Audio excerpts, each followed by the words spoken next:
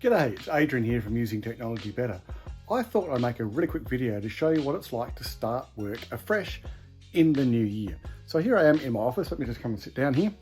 And as you can see behind me, I run a couple of screens. It helps me kind of manage my kind of work because I have some stuff on one screen and some stuff on the other screen.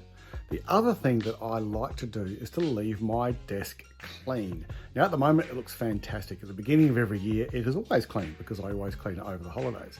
But what I'm trying to do now is to have a clean desk at the end of every day, which means that when I start work the next day, I'm ready to rock and roll with a clean desk. Clean desk, clean mind, clean slate. The other thing I'm using too is Microsoft To Do. Now, I'm a big fan of To Do because what that enables you to do, get what I'm saying there, is to create a list so you can tick off the things that you need to do in a day. Now, when you get to the end of the list, you've got nothing left, which is fantastic. But sometimes you do get to the end of a day and you've got some things left over. Then the next morning you get up and you look at your list again and you're overwhelmed because there's a whole lot of stuff there that you didn't do the day before. But what Microsoft To Do does is it wipes out your list from the day before, so you start with a fresh slate every day. So then you can go to your list, you go to your tasks, work out what you want to do in the day, add them to do and just work through your list.